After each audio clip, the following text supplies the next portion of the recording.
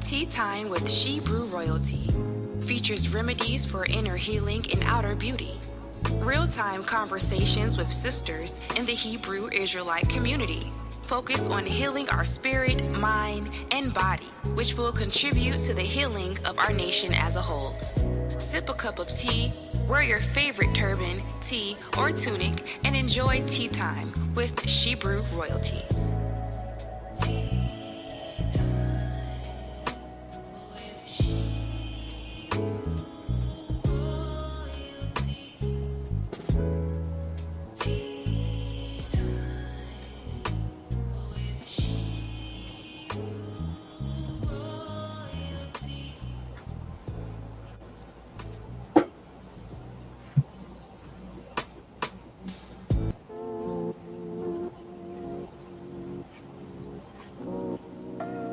She Brew Royalty. She's got the fruits of the spirit, love, joy, and peace. She's got long suffering, gentleness, and goodness, endurance, faith, and meekness too. She Brew Royalty. She's got the fruits of the spirit.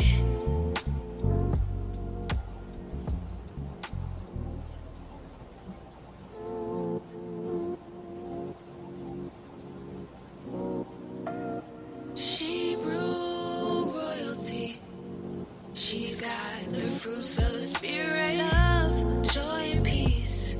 She's got long suffering, gentleness, and goodness, endurance, faith, and meekness too. She Brew Royalty. She's got the fruits of the spirit.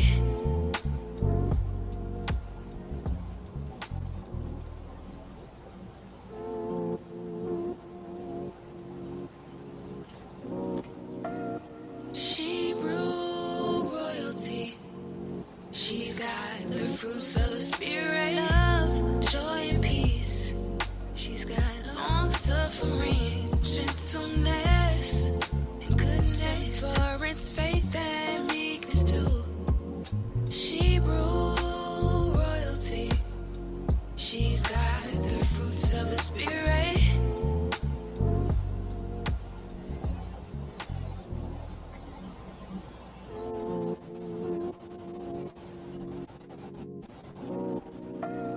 She Brew Royalty. She's got the fruits of the spirit, love, joy, and peace. She's got long suffering, gentleness, and goodness, endurance, faith, and meekness too. She Brew Royalty. She's got the fruits of the spirit.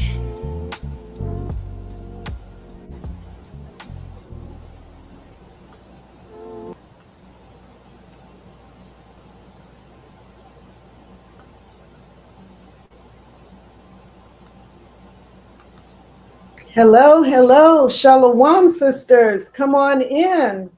Come on in, sisters. Shalom. Peace and blessings. Peace and blessings to everyone. Shalom, Sister Althea, my big sister. Shalom, Sister Carla. Hello, hello. Hey, I can't wait either. How is everyone tonight? How is everyone tonight? Come on in. Come on in. Please, please, please do me a favor. Hit that like button, share, subscribe, hit the notification bell. Sister Lillian, it's so good to see you. Come on in. So good to see you. Shalom. Peace and blessings. Come on in with your beautiful royal selves.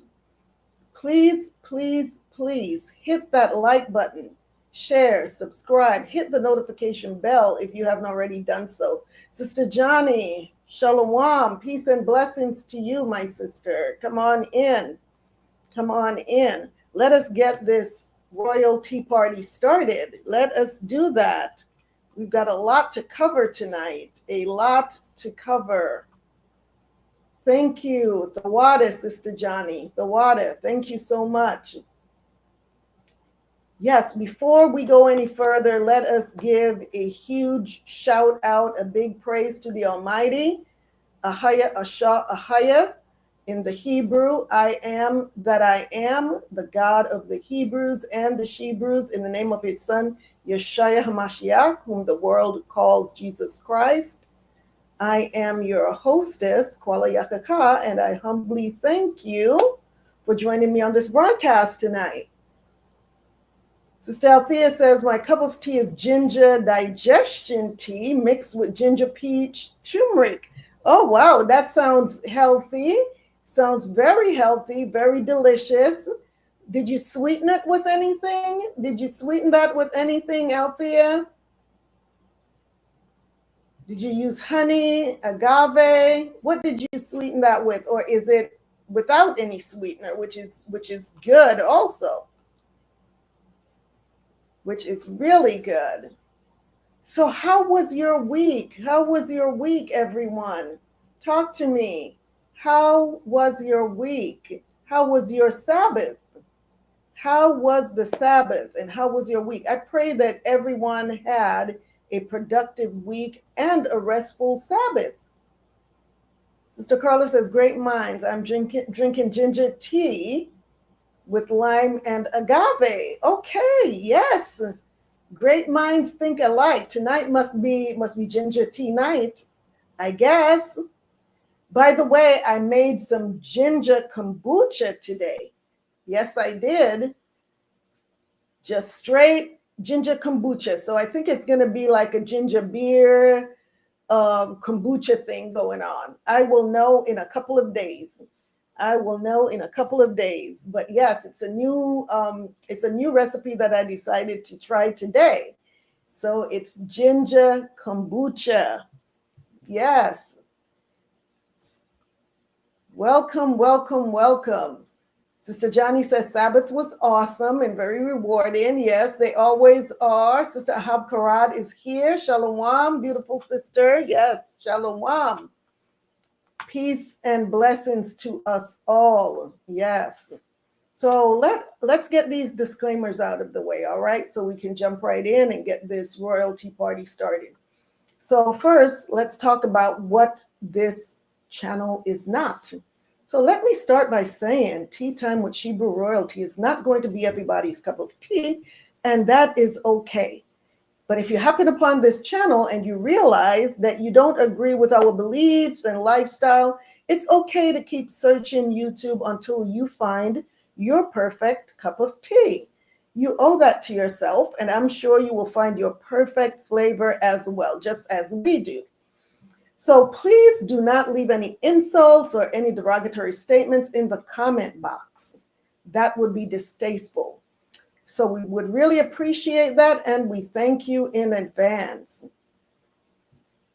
Restful weekend, Sister Althea said. Very good. No sugar or sweetener. Yes. All right. And Sister Carla says, always a great time when I'm with my truth family. Yes, sis. Yes. So hopefully everybody had a restful weekend and a productive week. I certainly did. I did. Yes.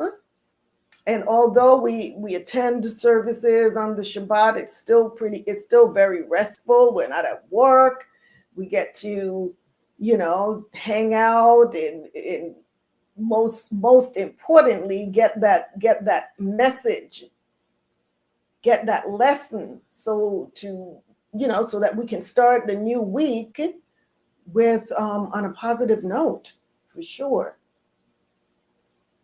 So beautiful Koloki, is it Koloki? I hope I'm pronouncing that right. Shabbat Shalom. I'm still on the Shabbat, huh? I'm still on the Shabbat. Look at me. Shalom says, I am still at the Shabbat. My goodness. Well, no, we are. We are here on the first day of the week, on the first day of the week to get this week started the right way. All right. So let's move along. Let's talk about my guardian doc. Sister Sharon is here. Shalom. All praises to the Most High. Yes, Sister Dee Dee is here. Sister Deidre, good to see you all. What's going on in California right now, sisters? What's the weather like out there? What's the weather like? What's the weather like out there in North Carolina, sis, out there? How's the weather? How's the weather out there? We're still pretty warm out here in Texas. At least where I'm at. It's still pretty warm here. How's the weather out there where you're at? I hope you're having pleasant weather. Yeah, I saw there were a lot of fires in Southern California. I haven't kept up with it. I don't know. Did they get those fires under control over there? Are they finally under control? Sister Carla says, beautiful, crisp, cool weather in Sacramento. Okay, so you all are really getting into fall. Yeah, we're still kind of lagging behind here. Still warm, but not hot. So there's a difference. So I am so glad it's not hot. We had that for the summer. Sister Dee Dee said cold and windy. Okay. Y'all getting any rain yet? Any rain yet? We had a little bit of rain, not much. Not much at all. Well, I am going to share this video on My Guardian Doc as my sponsor. Let's see what My Guardian Doc has to say, what they have to offer here.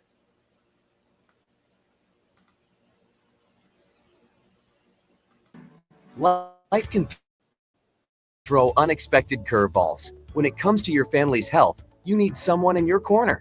Introducing My Guardian Doc, your virtual medicine program provides compassionate medical guidance and world-class care around the clock. Within minutes, talk to a licensed physician. We are My Guardian Doc. All our doctors are guided by our Patient Safety and Care Equity Council, whose mission is to ensure you receive safe and equitable care. For just $27 per month, your entire household gains access to a team of dedicated medical professionals. Whether it's just sniffles or sneezes, medication refills, or a question about diagnosis or treatment, or the need to speak to a behavioral health specialist in the privacy of your home, no concern is too big or too small. My Guardian Doc is here to help you. No surprise fees, no hidden costs, just quality care when you need it most. With My Guardian Doc, for just $27 per month, your entire household's associated benefits include immediately lower micromort count, which is your 1 in a million chance of dying, on-demand access to doctors, reduce healthcare costs, improve healthcare outcomes, decreased visits to the hospital or emergency room, increase your lifespan, and gain peace of mind knowing your family's health is always protected. From urgent care, primary care, medical guidance, prescription discounts, hospital bill negotiation, and much more, My Guardian Doc is here for you every step of the way. Millions of people have expressed a need for My Guardian Doc. Join the fastest growing subscription service. Visit myguardiandoc.com to subscribe today, because your family's health deserves the best.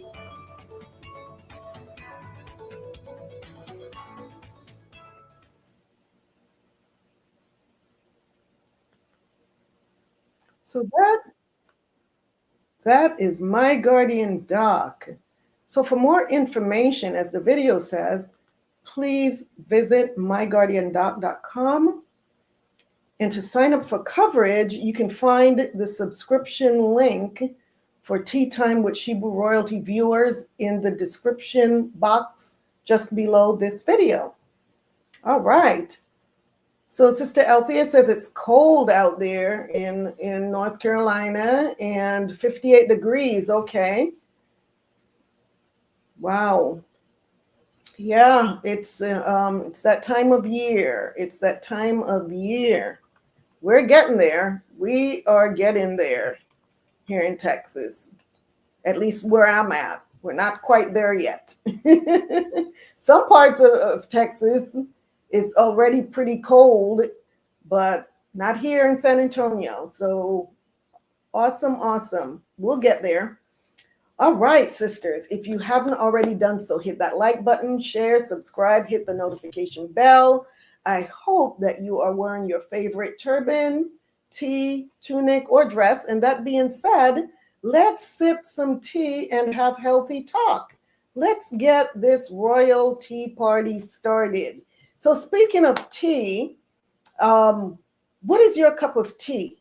So we know that Sister Althea has her ginger, what is it? Ginger, turmeric, and what else? Ginger, turmeric, and there was something else in that yummy, delicious tea. Okay. It's ginger digestion tea mixed with ginger peach, turmeric. Sister Carla is having ginger tea with lime and agave.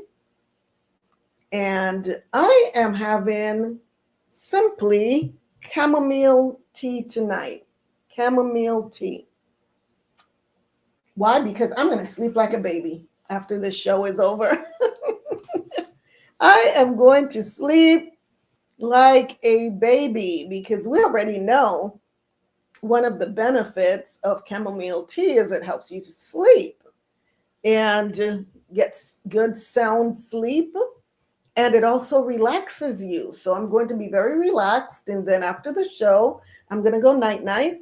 And I'm going to have sweet sleep tonight. That's for sure.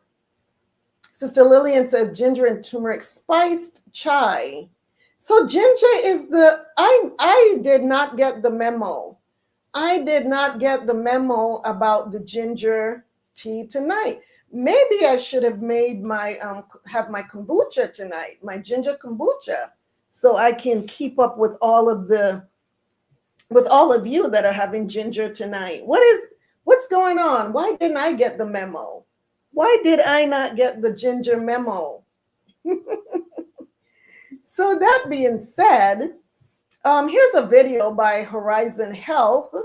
And this one is 13 impressive health benefits of chamomile tea. And like I said, we all know, we've all heard, and we know the benefits, one of the benefits, or two. One is to relax you.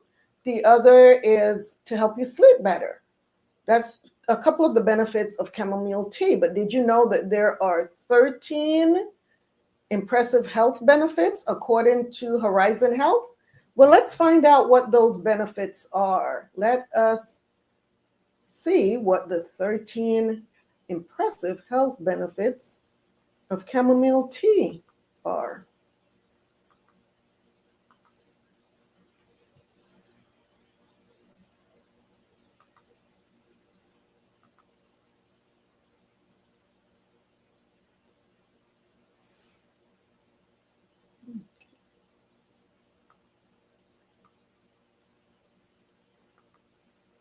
Like I said, this video is by Horizon Health.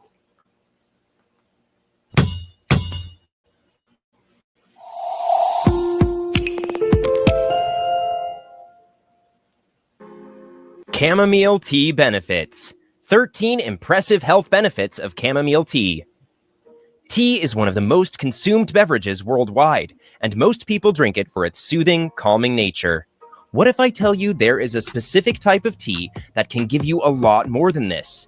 It can resolve your cold symptoms, pain, and other complications like cancer and much more. It is great in taste and not expensive at all. Feels like a dream, right? Well, dreams do come true. Say hello to a cup of chamomile tea and get ready to try a coziest, non-caffeinated drink with lots and lots of benefits.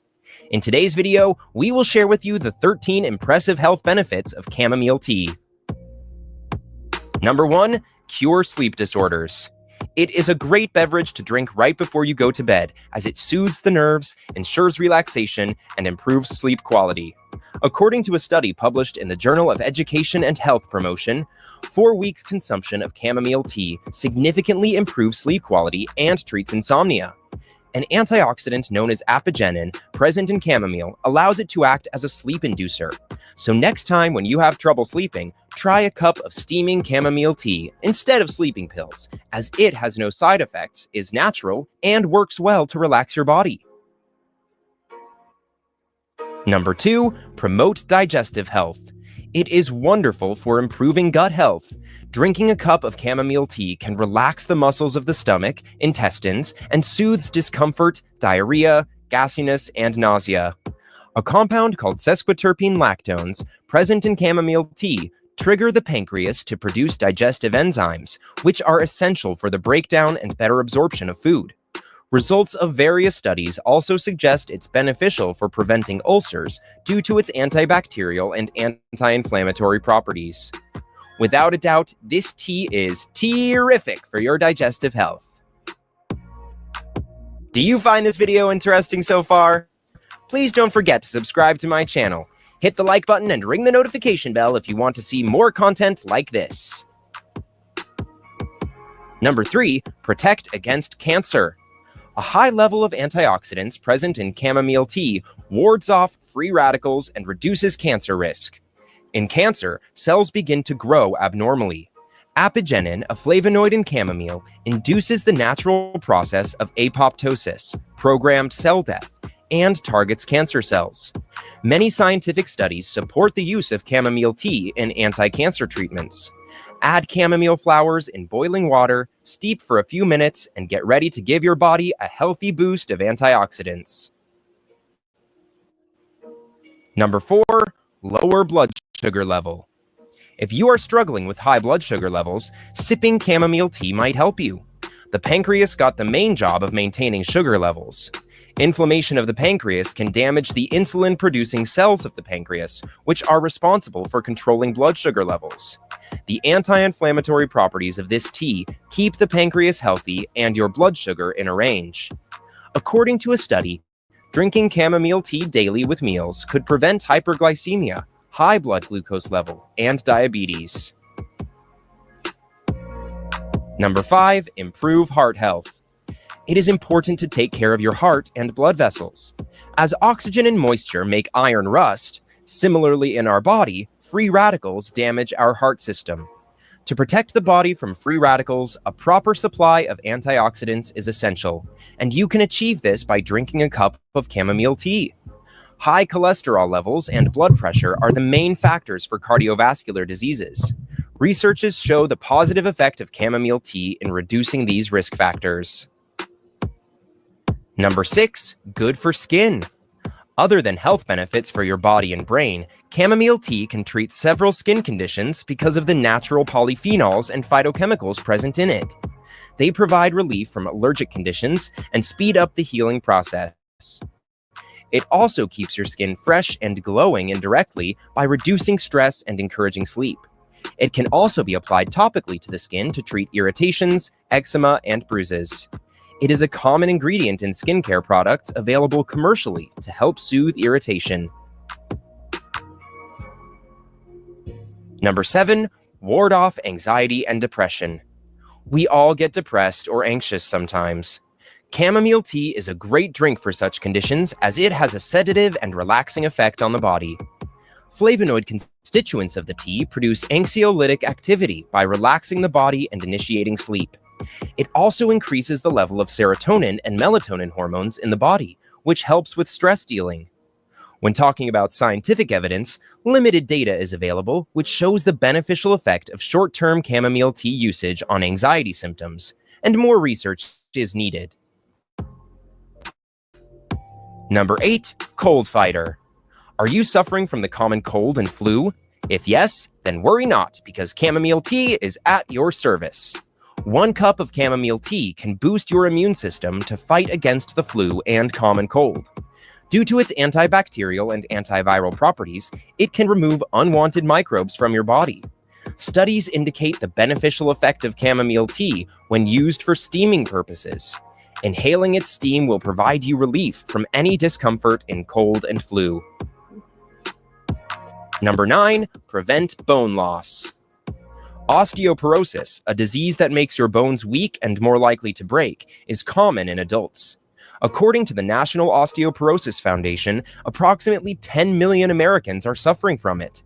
The antioxidative property of chamomile tea can lower the hyperoxidant stress, which leads to osteoporosis. Studies also indicate the anti-estrogenic effects of chamomile tea, which promote bone density. Number 10, manage periodontal diseases. If your gums frequently bleed while brushing teeth, you may have inflamed gums, but no need to worry, as chamomile tea is here. Simply drinking chamomile tea can give you relief from inflamed gums. Due to its antibacterial properties, it can also be used as a mouthwash and helps to fight oral bacteria. Simply add a chamomile tea bag in a cup of warm water and swish it in your mouth after brushing your teeth.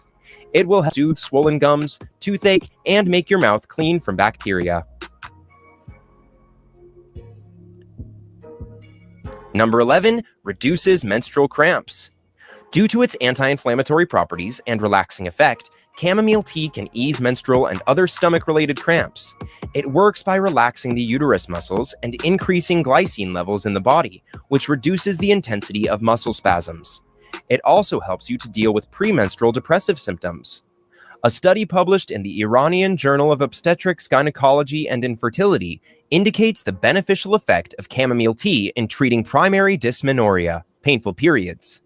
Women involved in the study also reported less anxiety and premenstrual symptoms when drinking chamomile tea for a month. Number 12, treat colic diarrhea conditions. Tired of your baby's colic episodes but still can't find any solution? Try giving chamomile tea to your baby. Baby sipping a tea might sound like a strange idea, but trust me, it helps in digestion and soothes the stomach. Studies indicate no adverse effect of chamomile when given to a baby. Number 13, strengthen hair. Chamomile tea promotes healthy hair and reduces hair fall. Its anti-inflammatory compounds alleviate dry scalp and dandruff when used topically on the hair and scalp. If you want to make your hair color light, but afraid of using any chemical on your hair, just treat your hair with a cold cup of chamomile tea and you will achieve lighter hair naturally. Chamomile tea can be a great addition to your daily diet. Plus, there are no side effects, so why not try it yourself and see if it works for you? The tea is harmless, but still do not consume in excess. Like everything in life, the right dosage will do your body good. The best thing about this is you can grow your own chamomile indoors or in a garden by planting seeds. In this way, you can enjoy the beautiful sight and odor of flowers and make pure organic tea. Will you start drinking chamomile tea after watching this video? Let us know in the comments section below. Make sure to subscribe so you don't miss out on my future videos. Don't forget to like and share. Stay healthy.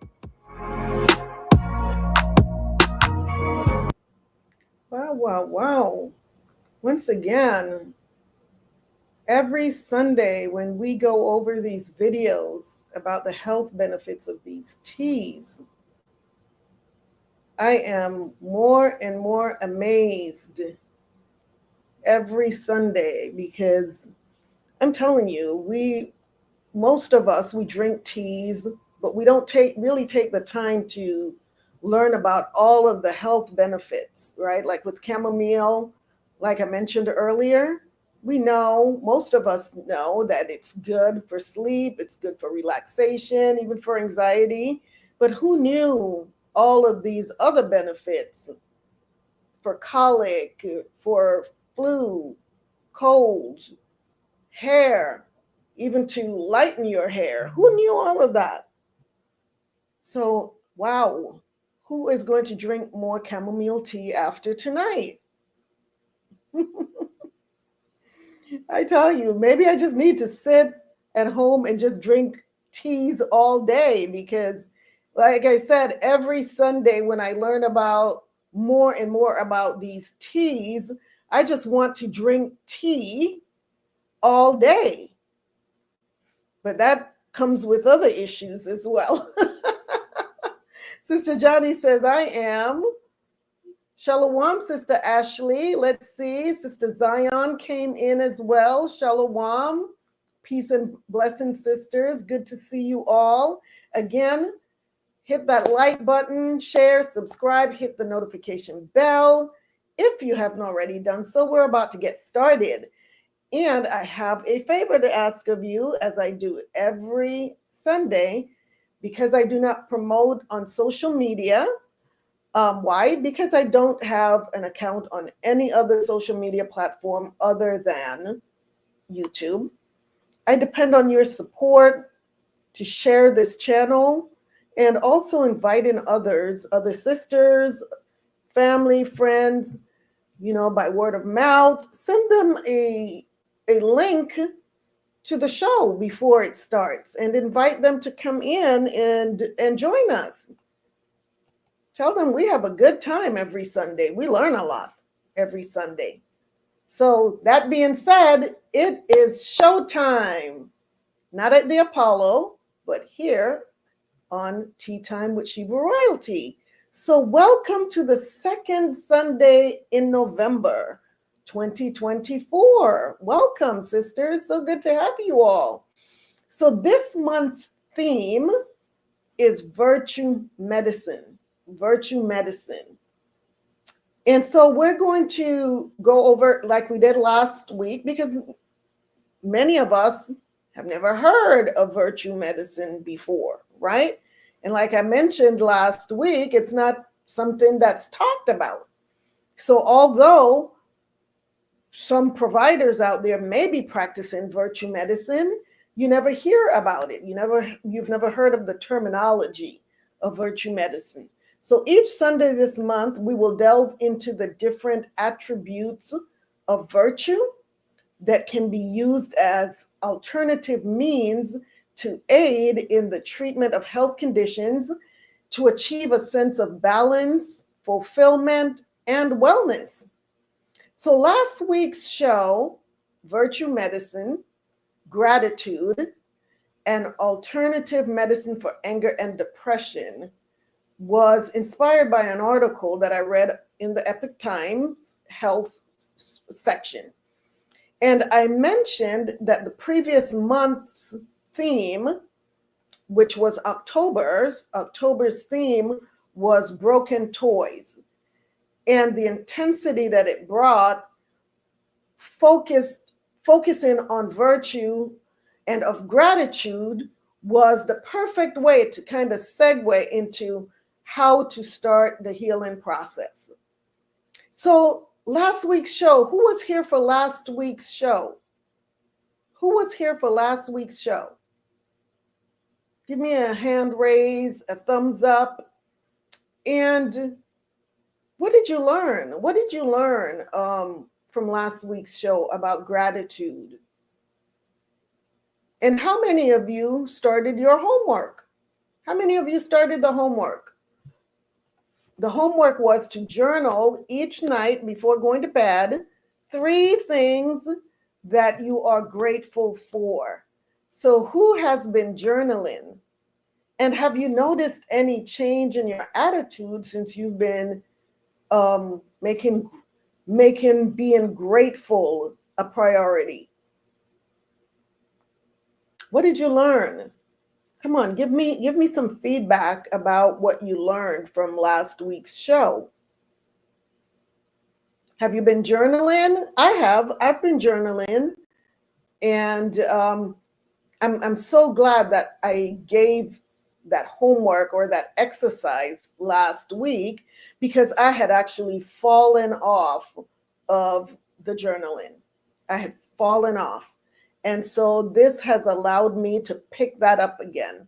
And periodically, my goal is to just have little exercises like this, homework, so that, if we fall off from the journaling, we're able to pick it back up again, because there are just so many good things that come out of journaling. And if you've never journaled before, or if you don't know how to journal, or what the benefits are, there's a show that I did. I'm trying to think what month it was. We had a show. I think it was early. It was either earlier this year or the end of last year that we had our show on journaling. Anyhow, if you go through the previous videos, look up that video on journaling. I think that you'll get some really good tips from watching that video. So who has journaled? Okay, so Sister Althea gave thumbs up. She was here last week. Very good, all praises. So who's been journaling? Let's talk to me. Come on, y'all are just way too silent. M. Sutton is here. Huh. Well, my goodness. Is this my niece? Oh my goodness. How are you, my dear? How are you? So good to see you. Thanks for dropping in. Thank you for dropping in. Wow. Yeah, talk to me. Talk to me. Sister Johnny says, meditated on being thankful for the trials and tribulations as well as the good times. It takes both of life experiences to determine our growth. That's correct. That's correct. Yes. You know, we have to be grateful because most of us really grow during the difficult times. That's when we see most growth, at least for myself. And I do too. I do too, sis. I'm very grateful, and I thank the Most High all the time for not just the good, but for the challenges as well. Not just the blessings, but the challenges that come with each day. Because each day we have blessings and we have challenges every day. And we have to be grateful even for those challenges.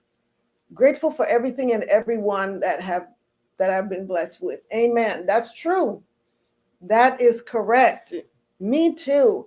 I don't have time to live in regrets, because regrets doesn't change anything. Doesn't change. Well, maybe it makes you a little bit more angry and unhappy, right? But when you are grateful, even for the difficult times, you tend to learn. You tend to learn from the mistakes that you made rather than being bitter and angry. So tonight's show, Virtue Medicine, episode 2, empathy, improve relationships and well-being, is no different than last week's, right? We're going to learn a lot about this part of virtue, empathy, and we're going to learn how to improve relationships and well-being by practicing empathy, by becoming more empathetic. So traumas, as we learned last month, can cause us to break and damage relationships, right? We talked about that last month, about the relationships that were broken because, you know, many of us have had brokenness. And through that, we've broken relationships. So tonight, talking about empathy, we're going to learn how we can improve these relationships and our well-being. Oh, my niecey says, good. And you, Auntie? I am doing very well, my dear, but it's so wonderful to see you. Sister Carla says, I need to be intentional with journaling. I haven't started back up yet, but the show last year on journaling kickstarted me. Yes, it did me as well. It did. It kick-started me as well, sis. Sister Johnny says the way we handle our dark days determine how we win our battles with the enemy. Amen. Yes. Yes. Wow. So good to see my family here. Oh my goodness. It's such a warm feeling. Yes. So yeah, tonight we're going to talk about how empathy can also be used as an alternative treatment to help us achieve and maintain healthy relationships and also improve our well-being and possibly mend those broken relationships. It can happen. Yes, it can. And we're going to talk about that tonight. We're going to talk about that tonight. So for those of you that weren't here last week, you may be wondering, what is virtue medicine? So let's quickly go over the definition, but I also want to encourage you, if you haven't seen last week's show, to go back and check out the show from last week.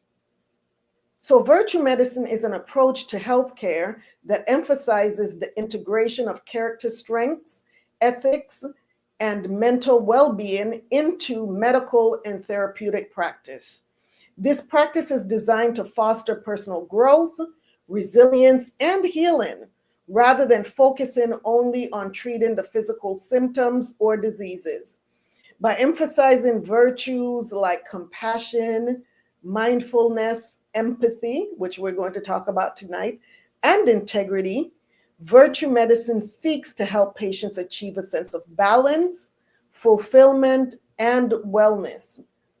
So in a nutshell, virtue medicine is safe, it's effective, it's free, and it requires only a subtle shift in perspective. Who wouldn't want this type of medicine? No side effects. So we welcome you to explore that link between virtue and health, and it's called virtue medicine. So what are the core principles of virtue medicine? So there's virtue cultivation, which is emphasizing positive character traits like patience, kindness, resilience, and gratitude, which can improve overall mental health and well-being. There's holistic care, which is addressing the whole person, mind, body, and spirit, rather than just treating symptoms. There's therapeutic relationship, building trust and connection between the patient and the healthcare provider, and this is crucial. This can create a safe space for discussing emotional and psychological needs. Then there's ethical grounding, where practitioners are often guided by ethical principles, seeking to align their actions with the patient's values and needs. Then there's preventative focus. Instead of merely managing illness, virtue medicine aims to build a foundation of well-being, reducing the risk of future mental and physical health problems. So what are some of the practices in virtue medicine? What do those look like? What do those involve? Number one, mindfulness and meditation. These are used to promote mental clarity, emotional resilience, and inner peace. And when we say meditation, we're speaking about meditating on, for us who are guided by the Most High God, when we talk about meditation, we're talking about meditating on His word, right? And then there's strength-based therapy, helping patients to recognize and utilize their personal strengths to overcome challenges. There's reflective practices such as journaling. So the journaling goes under the practice of reflective. It's called a reflective practice. Journaling, self-reflection exercises, and counseling encourage patients to reflect on their values, actions, and life goals. There's compassion training, These are techniques to develop empathy, which we're going to talk about tonight, and reduce negative emotional reactions, which can be beneficial for both patients and healthcare providers. So whenever you see a healthcare provider, you may want to tell them, I am practicing virtue medicine. And that will open up a door. If they've never heard of it before, then you can now educate your provider on what virtue medicine is. And then there's personalized goals, creating an individualized care plan based on each person's virtues, needs, and life's circumstances. So tonight, like I said, we've talked about virtue medicine, so now we're going to jump right into empathy. Let's talk about empathy and how it can improve well-being and relationships. So we'll start off with this article by Psychology Today. Before we do that, let's first define what's the definition of empathy. So according to the Cambridge Dictionary, empathy is the ability to share someone else's feelings or experiences by imagining what it would be like to be in that person's situation. So it's like trying to walk a mile in that person's shoes, right? That's what we're talking about with empathy. It's sharing those feelings that person is having or their experiences by using your imagination. What would it be like if I encountered that or I experienced that? Right? So that's the definition there. Let us talk about what is the difference between empathy and sympathy. Because we hear all the time those, and a lot of people use them interchangeably, but they're different. So with sympathy involves feeling sorry or pity for someone, whereas empathy involves understanding and sharing someone's feeling. Sympathy is more of an external expression of emotion, while empathy is an internal emotional response. Simply put, sympathy is feeling for someone, while empathy is feeling with someone. Does that make sense to you all? Yeah, so there's a difference there.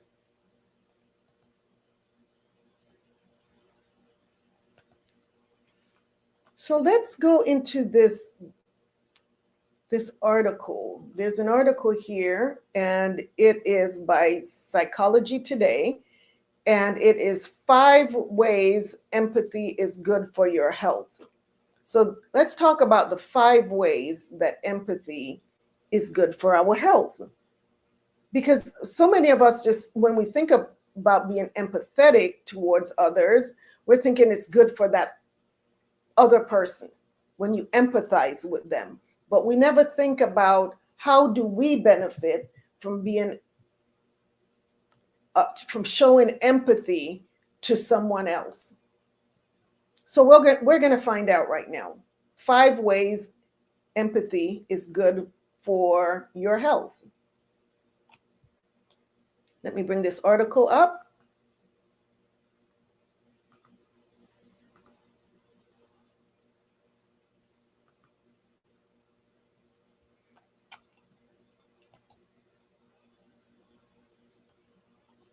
Give me just a second.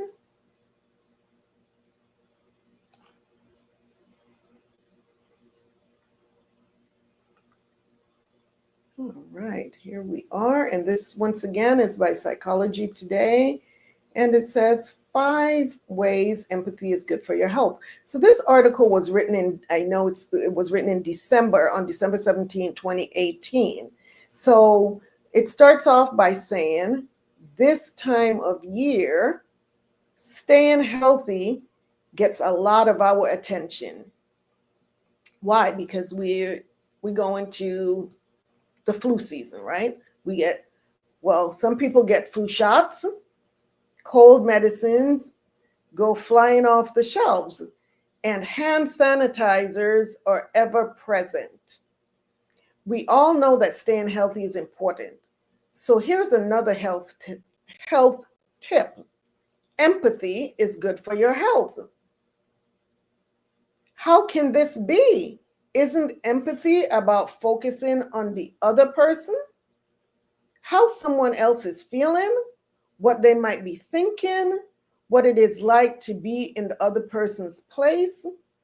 If empathy is about the other person, how does practicing empathy help me? So it says, indeed, focusing on the other is an important part of empathy. But did you know that empathy can be good for you?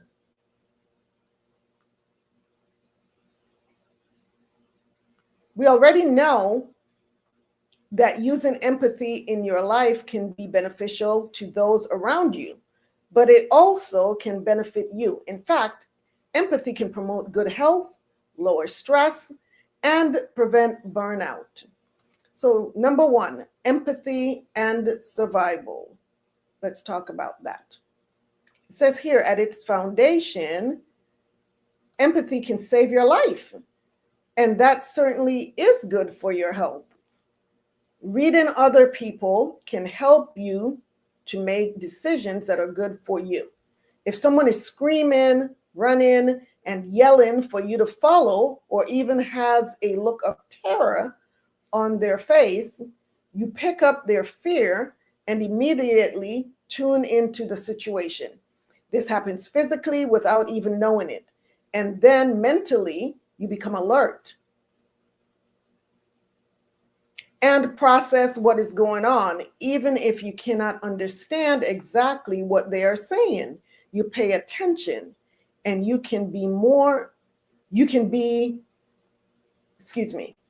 and that can be the moment you run away from a dangerous situation. Survival as a result of reading others is the core of empathy. So who thought about that as empathy?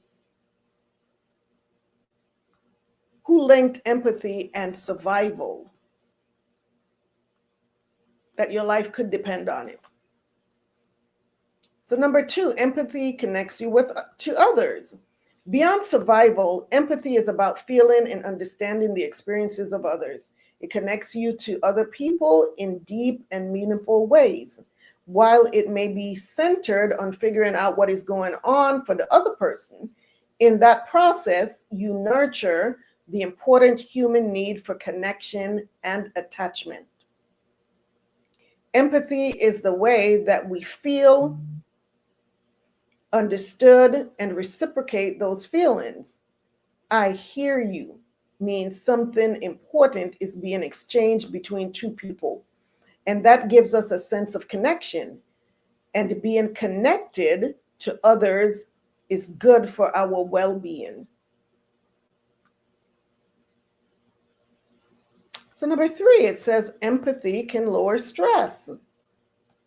Empathy promotes abilities that help us handle stress. Studies show that when we can regulate our emotions, we are better able to relate to others in positive ways. This is known as emotion regulation, which is the ability to take in the experience of others without being overwhelmed. This skill is also imperative for us to de-stress ourselves. Although stress may be brought on by many different things, it is physiologically processed in the same way. It pumps up our stress response hormones and readies us for action. But over periods of time, this state of alertness becomes unhealthy.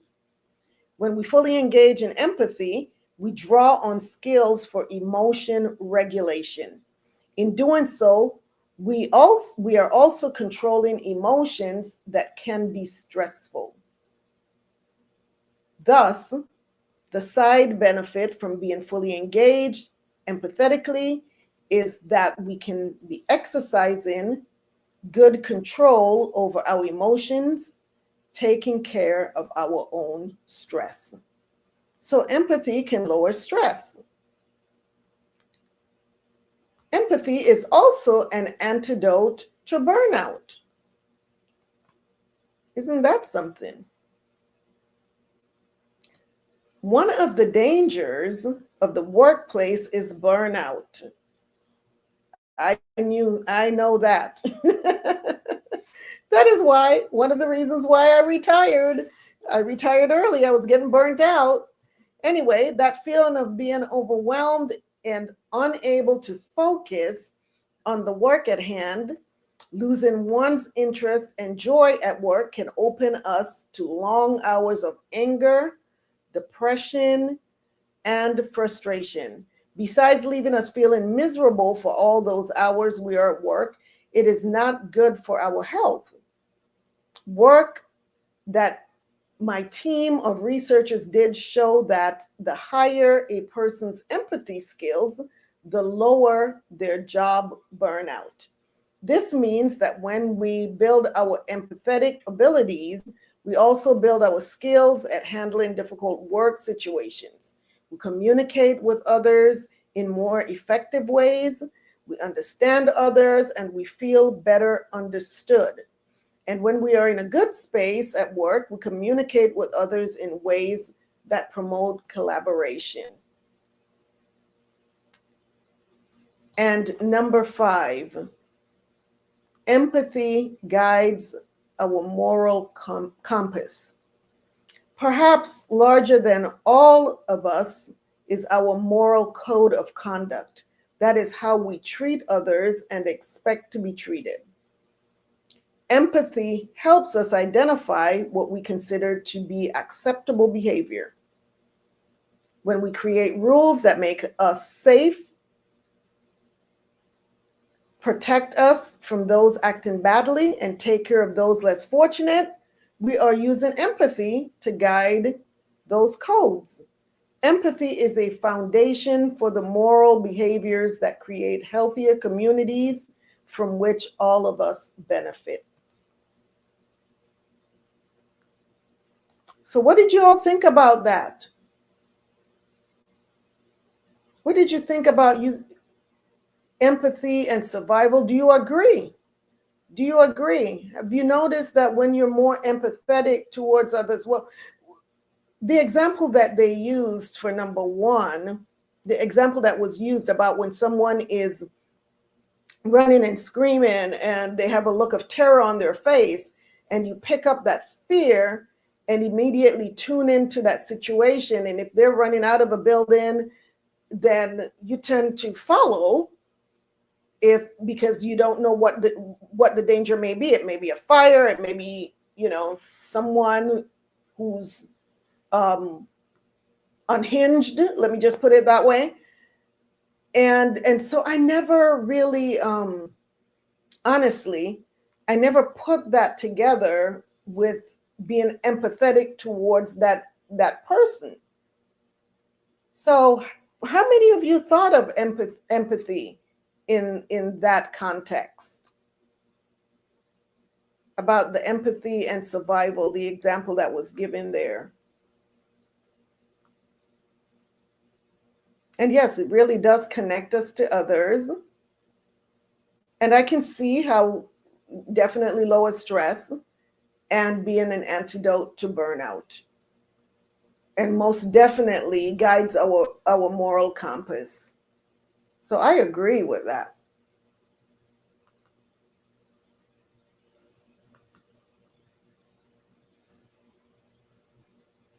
So let's see, what feedback am I getting here?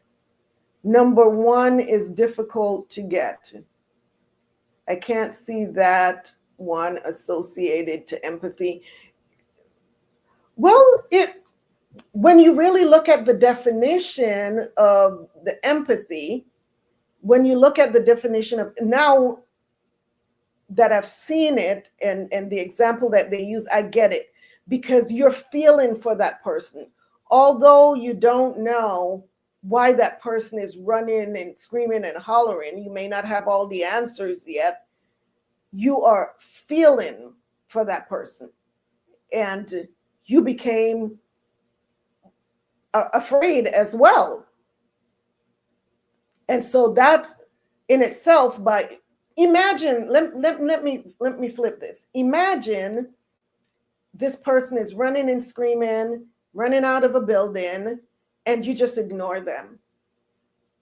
It's like they didn't even exist. You didn't, and you just kept going in the opposite direction of what they're going, where they're going. And then you run into whatever that terror was that they were running away from. And because you did not have that empathy for them, that feeling for them, when you saw them running, now it has caused you your survival, right? Because that's what it was about. It was about empathy and survival. So now, because you ignored that person that was screaming and running out of the building, you didn't feel for them, you have now put yourself in danger.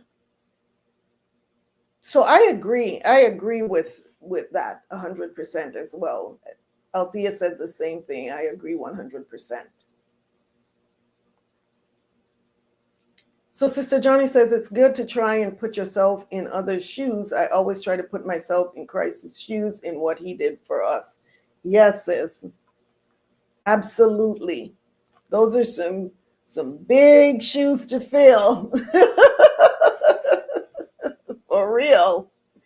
But yes, putting yourself in other people's shoes is it's really important, because otherwise, what are some of the negatives to not doing that?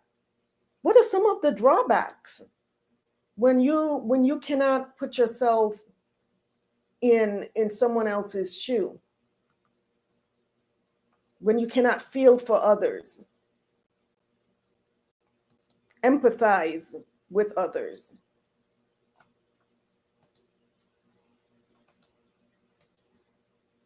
Yeah, and for some people, empathy doesn't come easily. And this may be due to biases or simply making assumptions about the person or the circumstances, right? For instance, that person that was, I'm going to use that as another example. That person that was running out of the building, screaming with the look of terror on their face, having that thought or that assumption, oh, that's just a crazy person. They're just crazy. And having no empathy for them.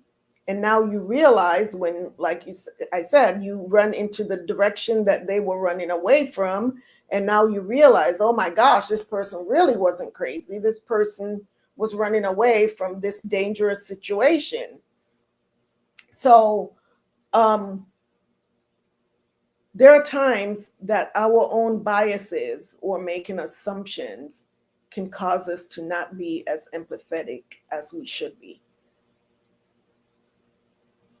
So Lavon says, I think it helps form an emotional connection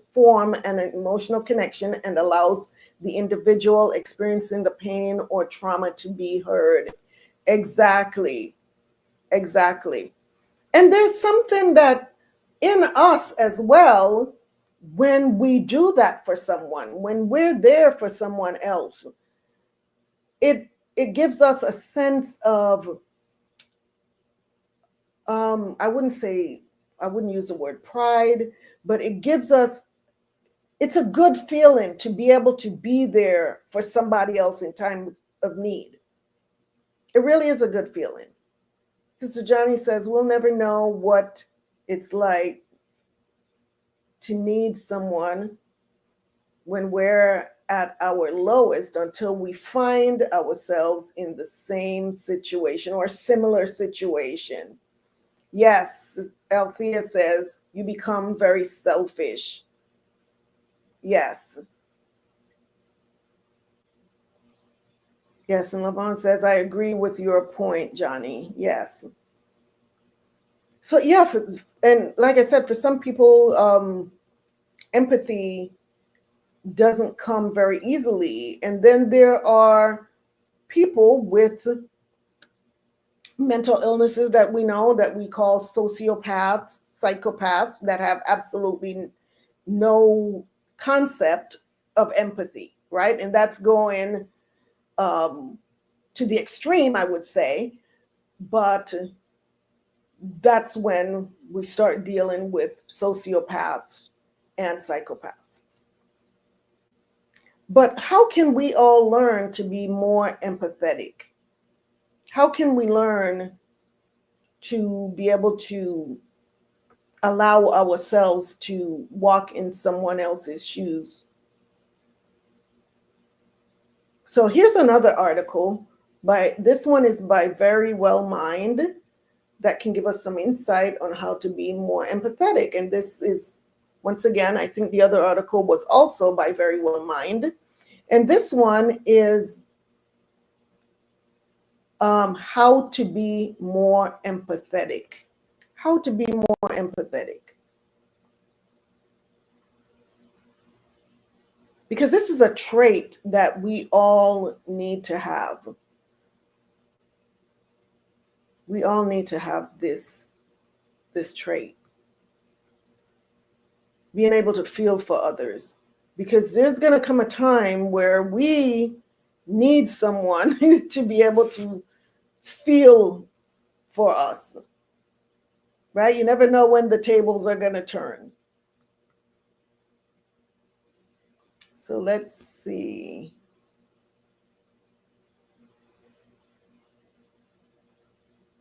How to be more empathetic.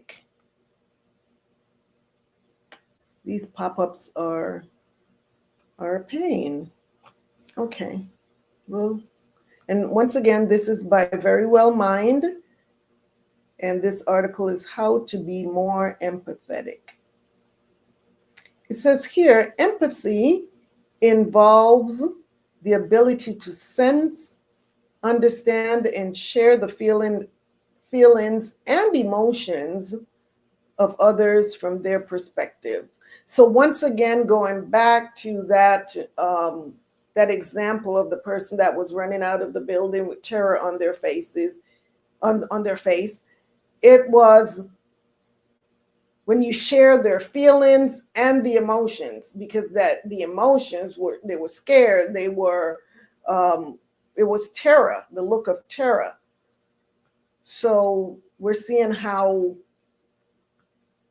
that aligns with the empathy that you feel for them and from their perspective. It is essentially being able to place yourself in someone else's shoes and feel what they must be feeling in that situation. Empathy is a crucial human skill that can positively impact our relationships, well-being, and ability to connect with others. By taking the time to develop your empathy, you can make a difference in your life and the life of others. Learn how to be more empathetic and how your capacity to understand others' feelings can improve your relationships and well-being. So how to be more empathetic? Some people tend to be more naturally able to place themselves in someone else's position, but it is also an ability that you can develop and strengthen. There are many strategies that you can utilize to develop a strong sense of empathy for other people. So let's start off with paying attention to nonverbal cues. When talking to someone, take note of their body language and any nonverbal cues that they may be giving off. This can give you essential clues about how they are feeling and what they might be thinking. And how many times do we notice that where someone is saying, oh, I'm great, but you're looking at their facial expression, you're looking at their posture, and what they're saying is not aligning with what you are seeing. Right? So looking for those nonverbal cues are really important. So understand where they are coming from. Before truly empathizing with someone, you need to understand where they are coming from. This means taking the time to see things from their perspective and trying to understand their motivations and feelings. Consider how you would feel in their situation. How would you feel? How might you react? What kind of support might you need? Such questions can give you greater insight into what other people are experiencing and help you feel greater empathy. Practice active listening. So active listening involves fully focusing on what the other person is saying, verbally and non-verbally. When actively listening, you should be trying to understand what the person is saying and how they feel, rather than just waiting for your turn to speak. That's so important. Express understanding. Once you understand how the other person feels, it is essential to express empathy appropriately. This means showing that you understand and share the other person's feelings. This doesn't mean comparing their situation to someone else's or describing your own past experiences. While it might feel like you are helping them feel less alone, it often has the effect of minimizing or dismissing what they are experiencing.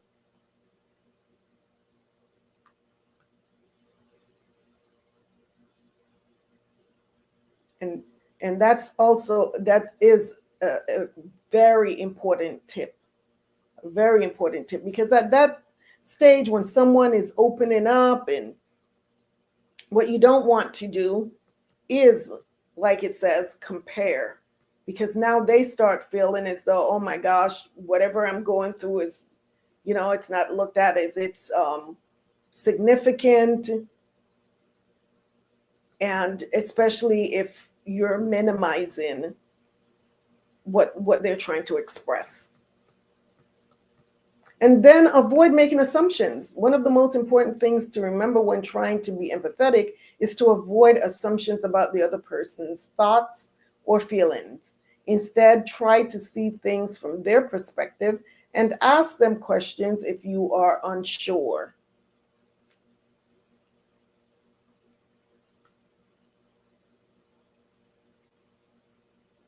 And be aware of your own biases.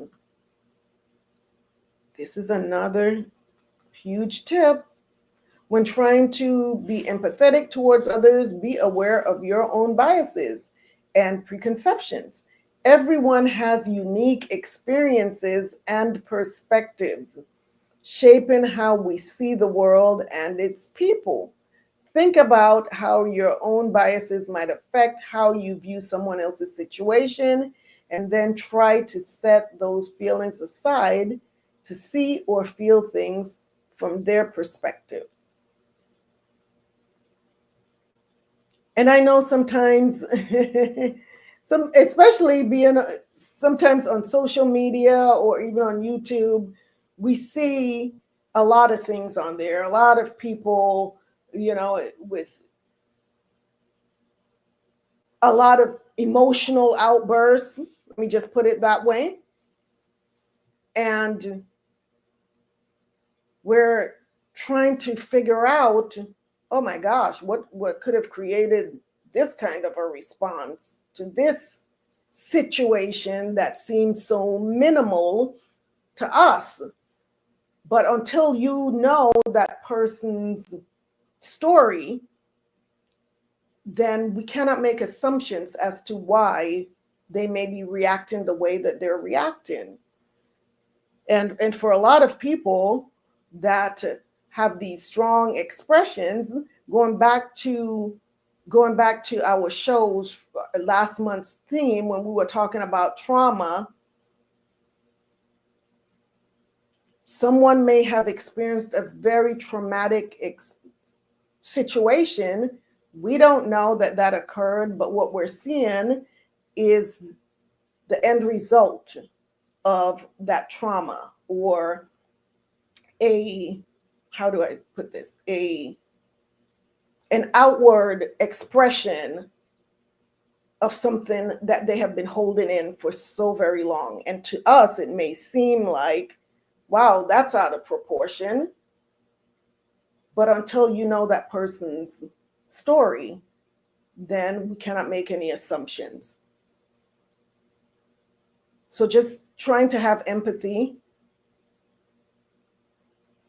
for that person is really important. So practice your empathy skills regularly. Research suggests that people can learn to be empathetic, but that maintaining those skills may require additional support and practice. One of the best ways to develop your empathetic skills is to seek opportunities to practice. For example, you might volunteer for a cause you care about. Talk to people from different walks of life, or pay more attention to your emotions and those of others around you. And I know, having worked in the medical field for many, many years, this is a skill definitely that I had to develop. And especially working, like I said, I've worked in the prison system, I've worked in pain management, I've worked in addiction, psychiatry, and these areas are very, very tough areas to work in, because our patients are really difficult patients. So it requires a lot of empathy to deal with people who have psychiatric mental illnesses, who are imprisoned, who have addictions. And so these are areas that, if you are trying to become more empathetic, I also volunteered, and I mentioned this before on one of my previous shows, volunteered with a nonprofit organization where we rescued victims of human trafficking. And so these are areas that you have to develop the skills of being empathetic and not have biases, and not and just being able to put yourself in that person's shoes. Because a lot of times when people come from those backgrounds, they can be very angry. They can have emotional outbursts. And if we don't have the skills to be empathetic towards them, that can push these people away who really need the help. So Nisi says, yes, that point, being aware of your personal biases and not allowing your feelings to affect how you are able to effectively help the other person. Absolutely. Absolutely. Because, truth be told, we all have biases. We all do. But we cannot allow those biases to get in the way of us being able to help others.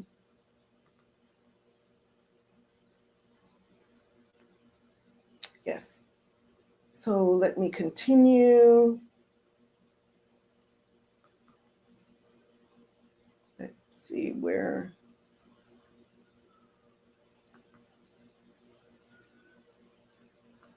was I? Yep. Characteristics of empathetic people. People who possess a great deal of empathy often share several pivotal characteristics. So let's look at the difference between empathetic people and non-empathetic people. So empathetic people are emotionally intelligent. Non-empathetic people, low emotional intelligence.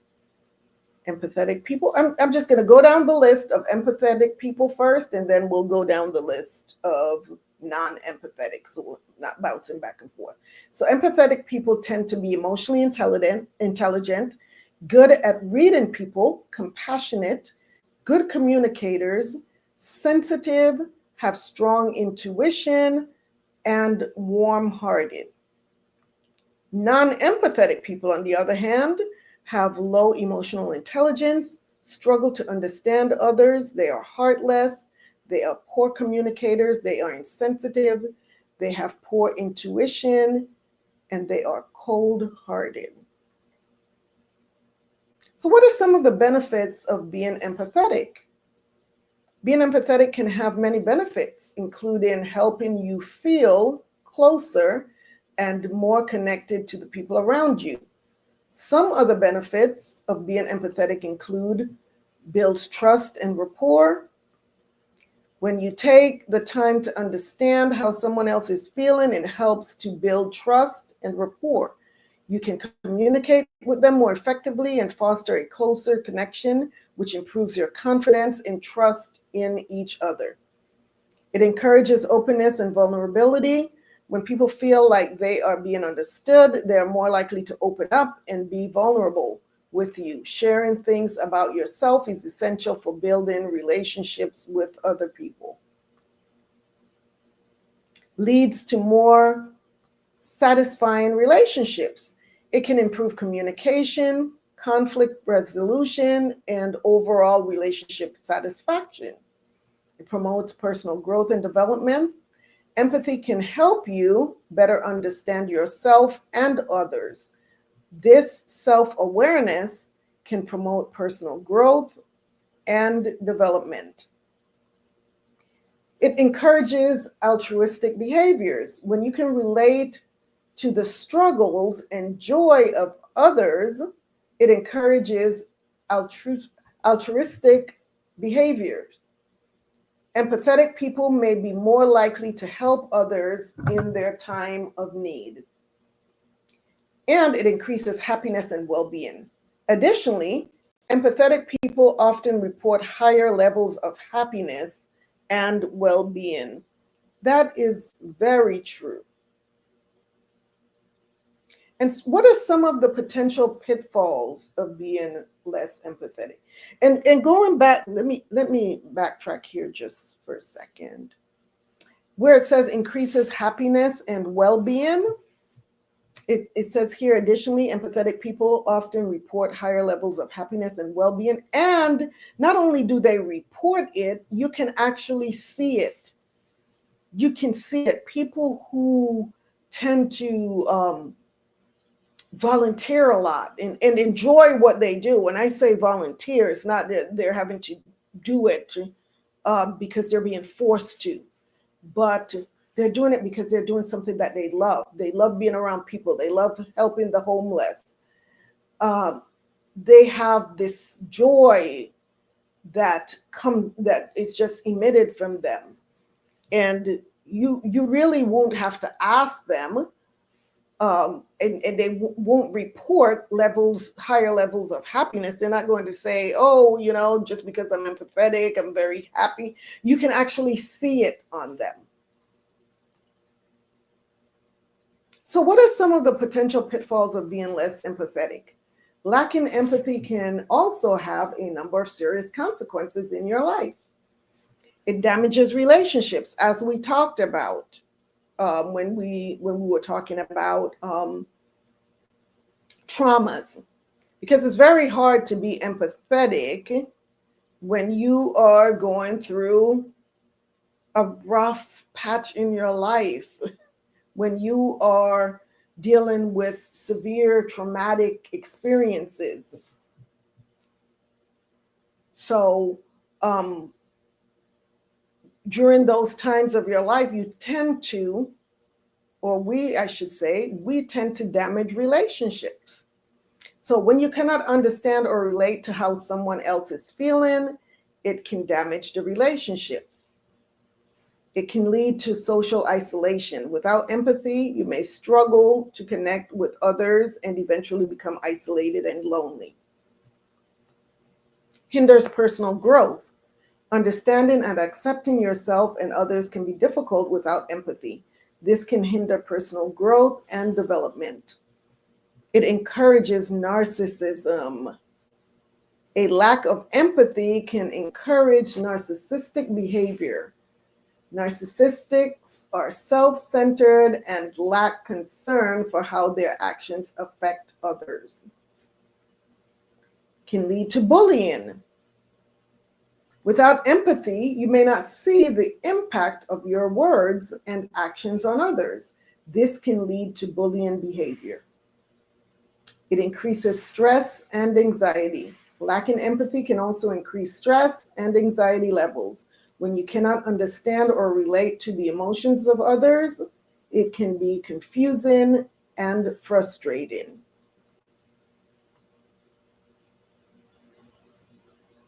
So here's a good question.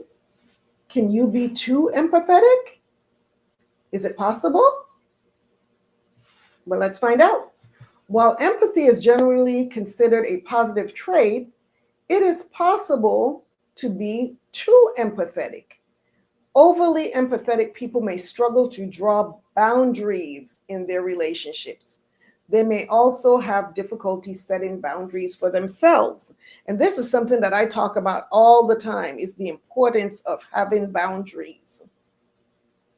Additionally, people who are too empathetic may be more likely to experience compassion fatigue.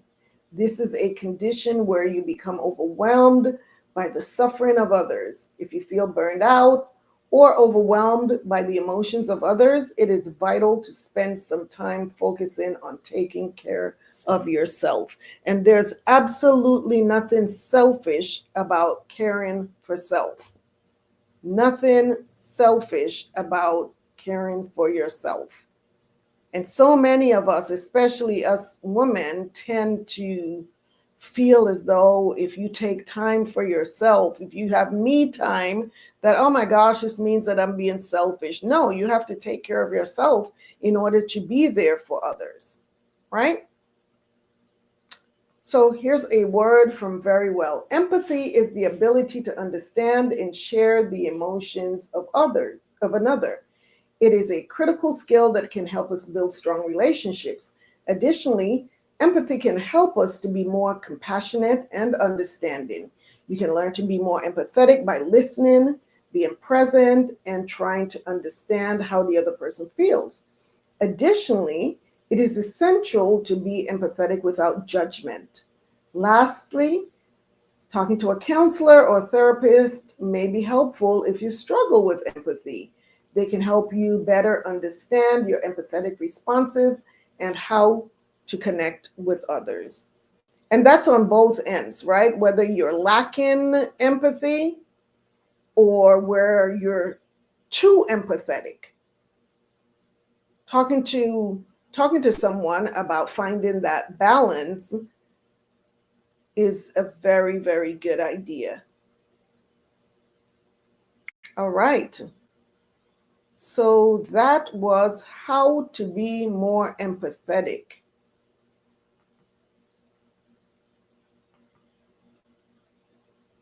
So let's see what we have here.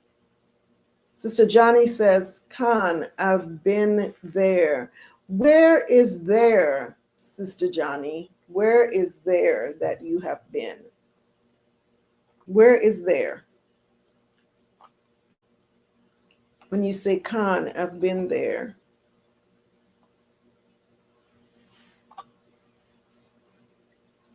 That's, yeah.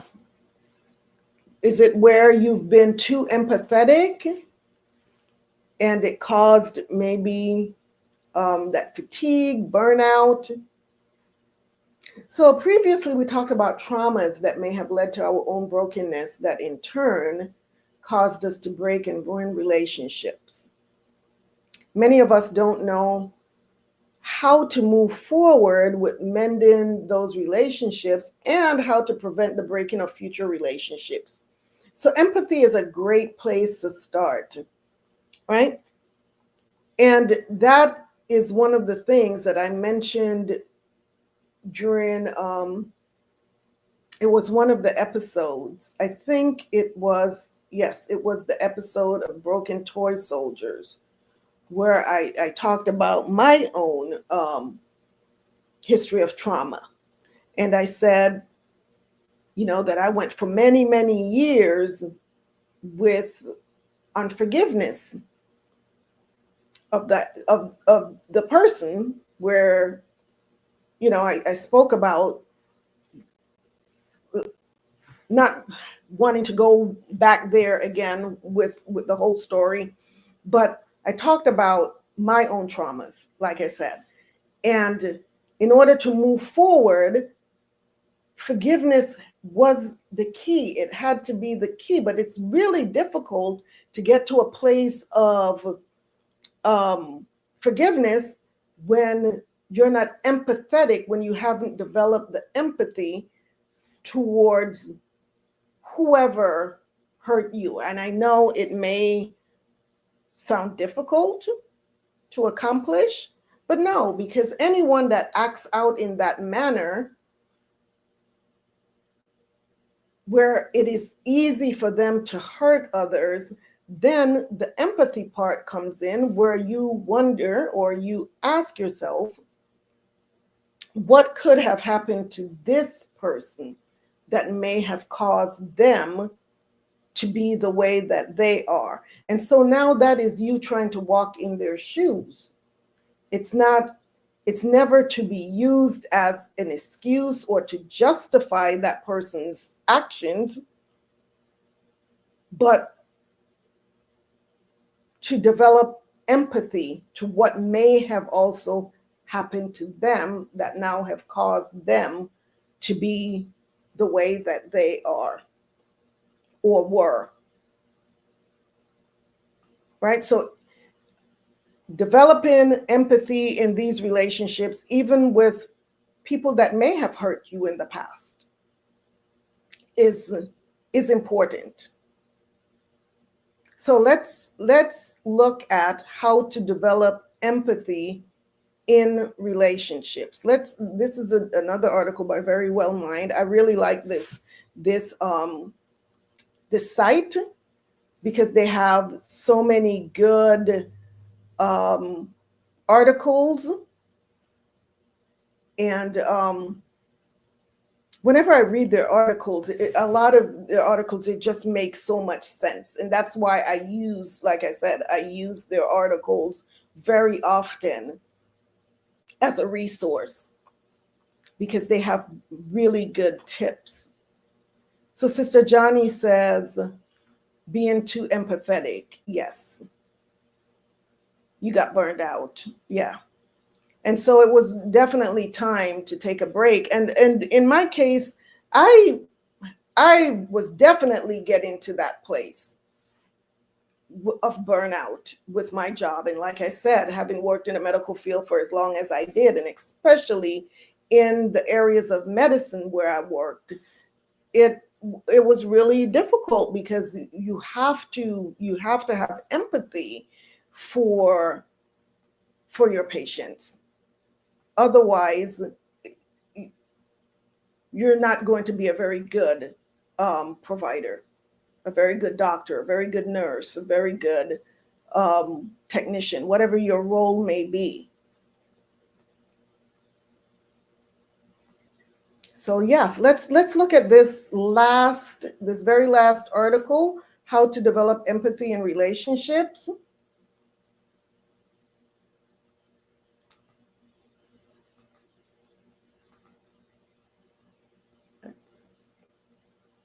How to develop empathy in relationships. And this is once again by Very Well Mind. So it says, empathy is a is a powerful force that helps maintain social order and cooperation, which is what makes it such a powerful force in relationships. It is the mechanism that allows people to understand and relate to others. Empathy is a necessary precursor to intimacy, trust, and belonging. It is also the feeling that makes it difficult to turn a blind eye to the suffering of others. At a glance, empathy is vital for the health and longevity of relationships. Without it, we can't build the understanding we need to forge close, supportive connections. Benefits of empathy in relationships. Empathetic people often enjoy stronger relationships, greater happiness, and better subjective well-being. Empathy can strengthen relationships by encouraging pro-social and altruistic behaviors, increasing empathy-based kindness, boosting cooperation and forgiveness. That's a big part right there. That's so important. Decreasing aggression and judgment, improving mental and physical health, and foster stronger communication. Empathy can even affect therapy. Research has shown that empathy can lead to stronger therapeutic relationships associated with better treatment outcomes. Interestingly, research shows that happier people tend to be less aware of negative emotions in others, despite rating themselves as more empathetic. However, it is essential to practice empathy regardless of mood to create greater happiness for ourselves and others. Practicing the key components of empathy can help you better understand and interact with people in your life.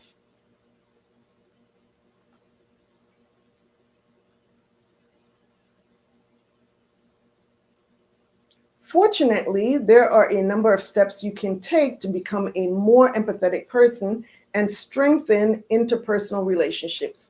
Evidence suggests that you can learn to become more empathetic, but you need to practice these skills regularly to maintain your progress, which we talked about earlier. Prioritize listening to build greater empathy.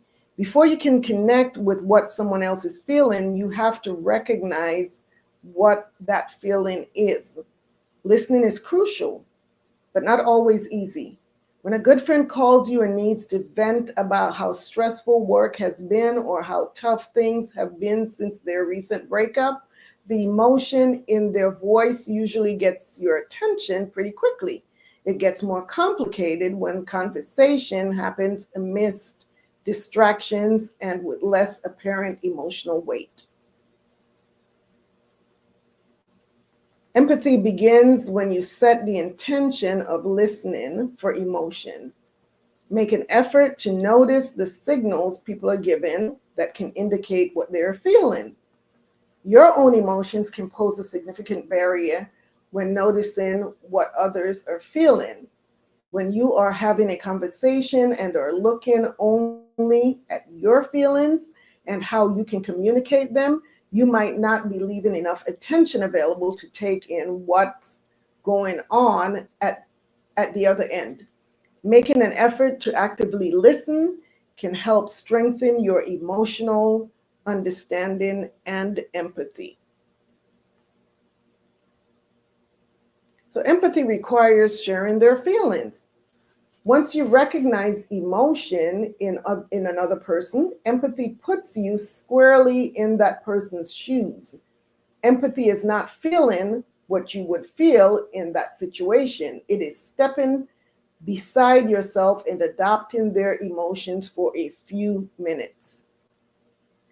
Some research suggests that we succeed at this task by virtue of mirror neurons or brain pathways that fire whether we're experiencing the stimulus or we see someone else experiencing it. So mirror neurons are responsible for getting your heart racing, when you admire athletes running through a stadium at your favorite sprint event, or making you recoil in pain when watching unfortunate blunders in a funny viral video. And how many of us have done that? Where when you see someone run in, like you said, the athlete, and your heart just starts pounding, or when you're in the theater and someone is driving really fast on the screen, and your heart is racing and you're moving as though you are the one driving the car. When people become immersed in someone else's grief, sadness, or irritation, this empathy helps them stand next to them and console them with greater understanding. It also sends a message that they are willing to take on a painful emotion so that others don't have to go it alone. Build empathy by making yourself vulnerable. Empathetic connections are a two-way street. Allowing yourself to fully take in another person's emotion can enhance your relationships, and allowing yourself to be vulnerable to others can amplify such connections.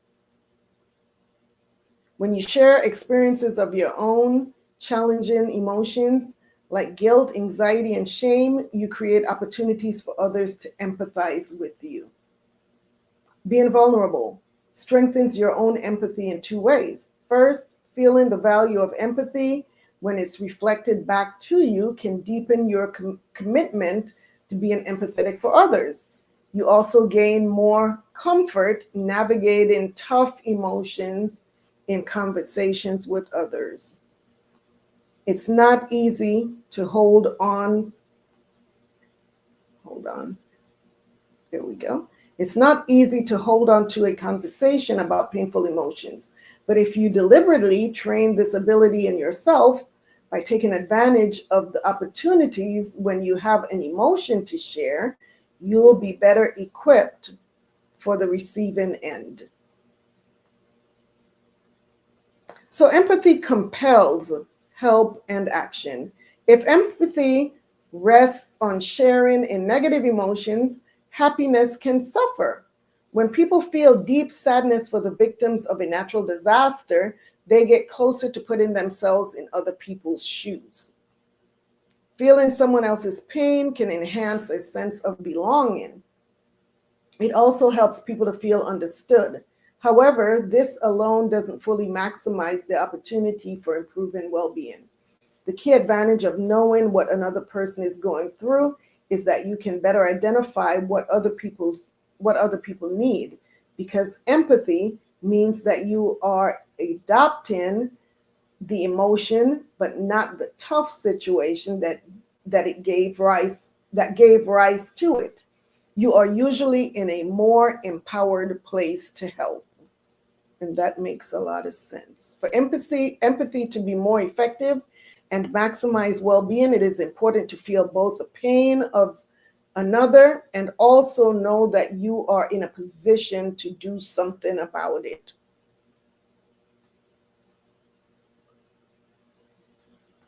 In a classic study where participants watched another person receive electric shock and were given a choice to help the person by taking the remaining shocks themselves, people high in empathy were more likely to step in and help even when they could simply turn away and not watch anymore. And what does that remind you of? Being there for your brother or sister, right? A friend gives up his life for a friend. That's the epitome of empathy right there. Effective empathy allowed participants to feel the pain of the shock enough that they wanted to help, but not so much that they were reluctant to take it on themselves. More empathy building strategies. Let's see here. Improve your empathy by practicing the following on a regular basis, Over time, you will find that your ability to understand and relate to the emotions of others becomes stronger. Talk to other people. Make it a point to begin conversation with people you meet and see across your day-to-day interactions. While engaging in the conversation, pay particular attention to what that person is feeling. Notice body language cues. This can include tone of voice and subtle shifts in energy. Focus on listening. Manage both the distractions and your own feelings that could easily grab your attention, and work on staying emotionally attuned throughout the conversation. Take action. Recognize that you can do things, however small, to make a difference in someone's life. This little scrolling thing is really touchy. So where was I? Okay, there we go.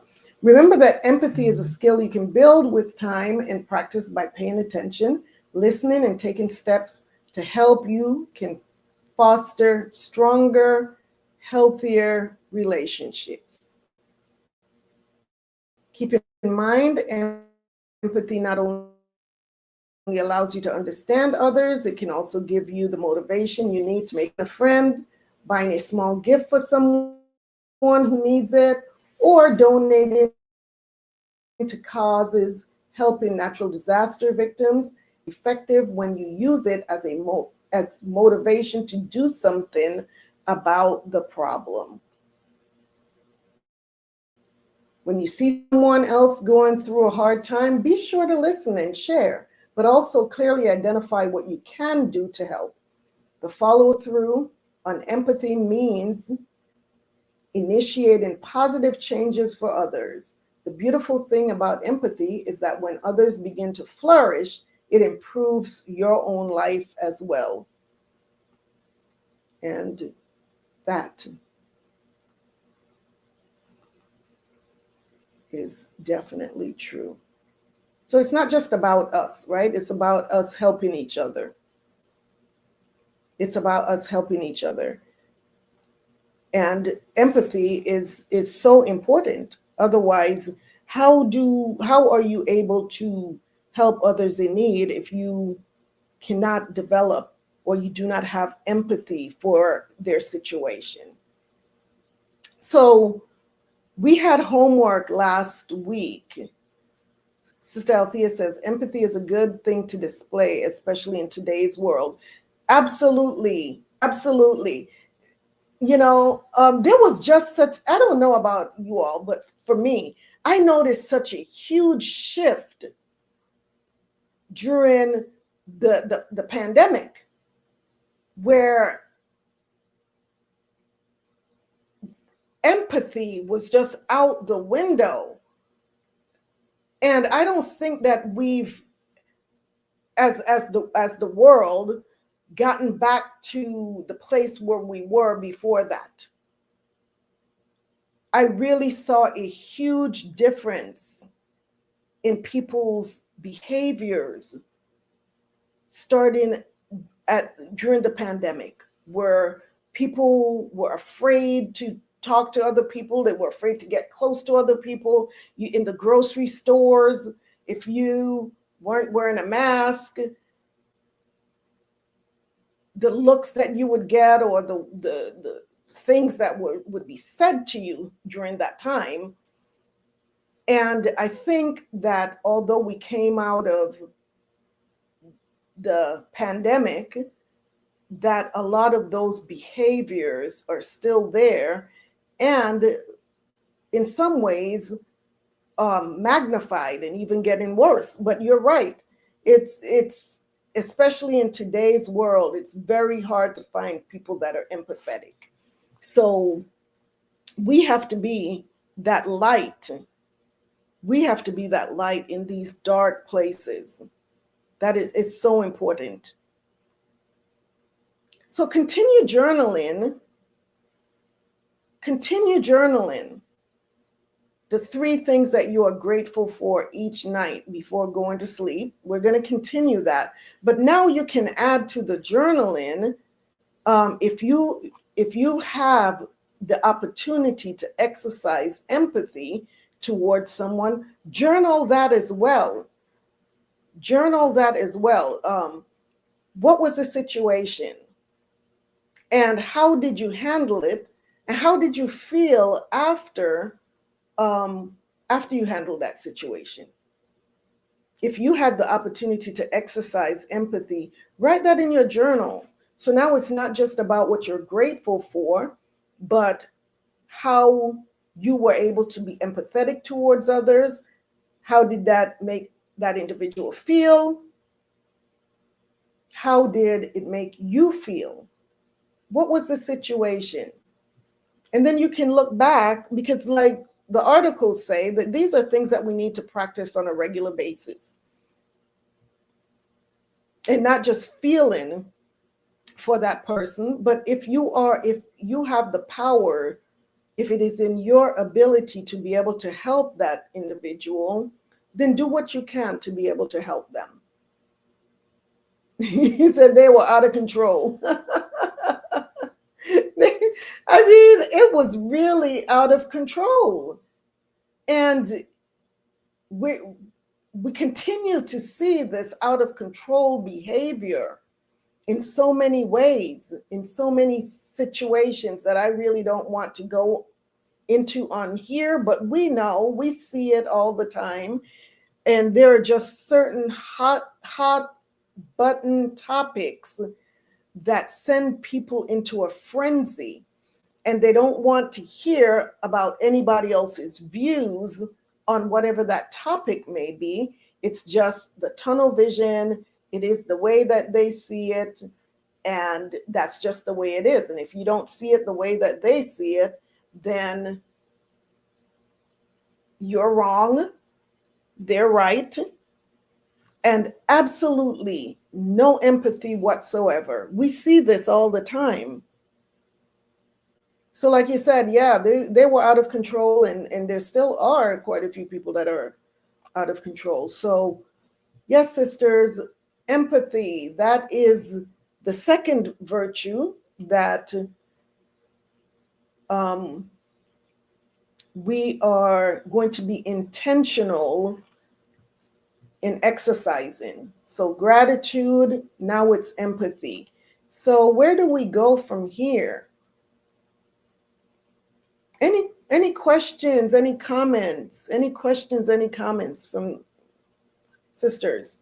How do you feel about the articles? Did you learn anything from those articles? Were there anything that you disagree with? Were there anything that you disagree with in the articles, or anything that was brought out tonight as far as empathy is concerned? So we're sticking with the theme of virtue medicine. And so next week will be episode 3.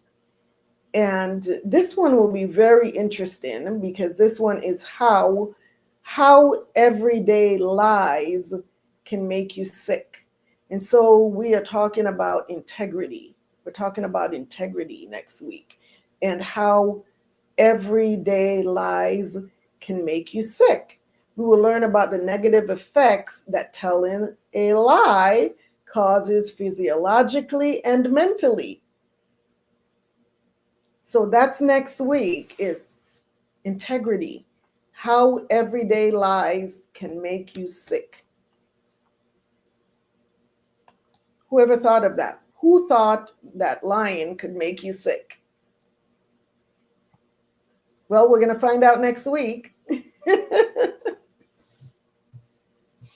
So any questions, any comments about the show tonight? About empathy? All right. So we're going to move forward. So sisters, I hope that you found the information that was presented tonight useful. Althea says, very true and informative. Thank you so much. Thank you very much. I know it's a lot. It's a lot of information, but like I said, these are things that a lot of times we just go about our day and we don't think about how what is looked at is these simple things, these little things can either help or hinder us and others. Sister Johnny says, what do you do when your empathy is rejected? Do you take it personal? Of course not. No, you that's something that you can't take personal, sis. That person is just in a place is in a space of more than likely victimization. They're in a place of victimization. And a lot of times people feel as though when you're being empathetic with them is that they're looking at it as the other. They're looking at it as sympathy. That you're, oh, I don't need you to feel sorry for me. That kind of reaction. I don't want anybody feeling sorry for me. And so more than likely that's coming from a place of a victim.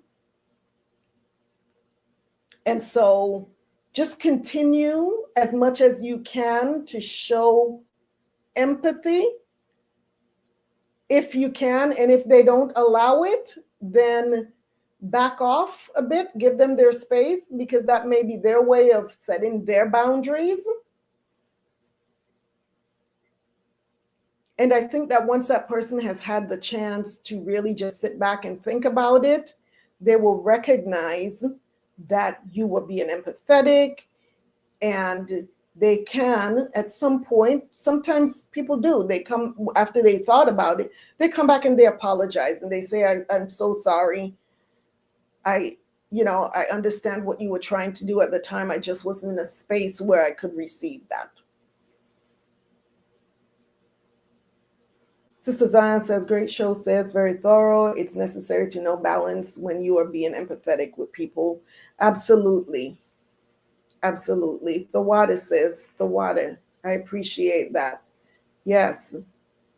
Very good topic and informative. Thank you, Nisi.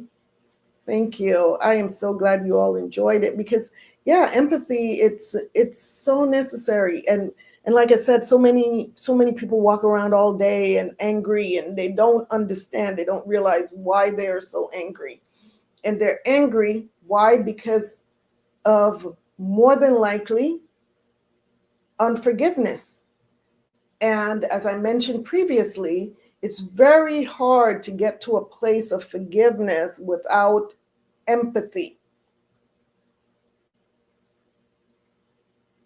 And empathy will never, especially for someone, like I mentioned earlier, that has harmed you in some way, empathy does not ever mean that what they did was okay. In this situation, the empathy will be more useful for you than it would be for that individual. Especially if you're not in a place where you're even able to speak to this person, because you can still have empathy for someone who is no longer there, no longer in your life.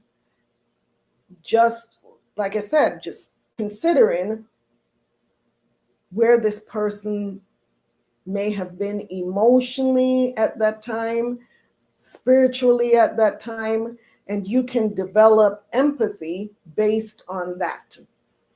And that frees you up to now move into the space of forgiveness.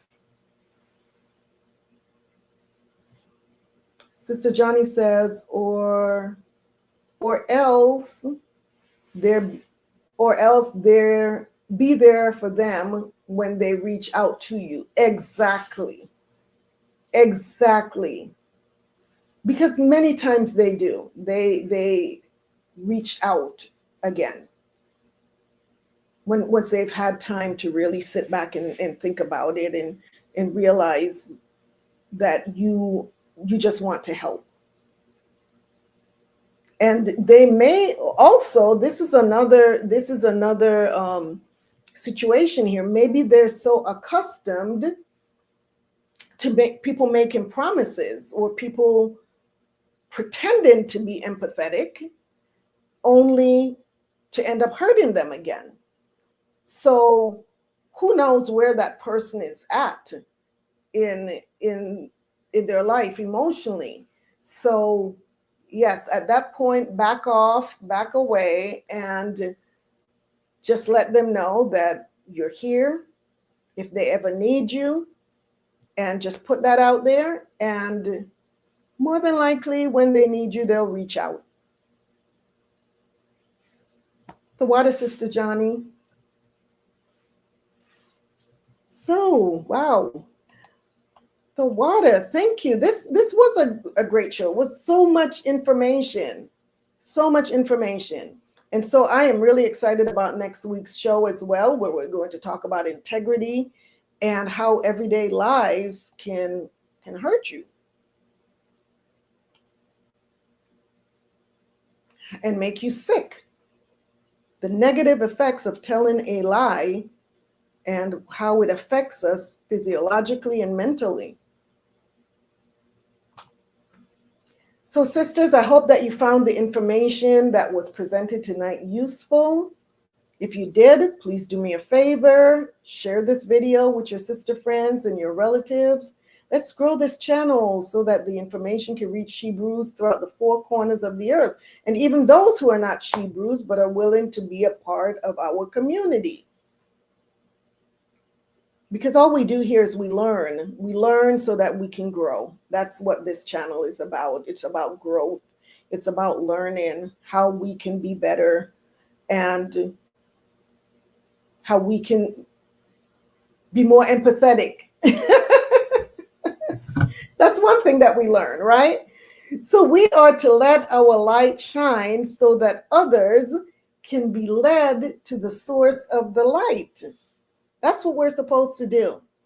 So please invite others, let your light shine, and then let them know this is where we're at on Sunday evenings, learning together and growing together. So I love you. I love you. I love you. I love you. AHAYAH. I always appreciate you taking time out of your very, very busy schedule, especially on a Sunday when, you need to be getting ready for work the next day, the following day. But I truly appreciate you taking this time to have tea and conversation with me. The water, thank you for your support.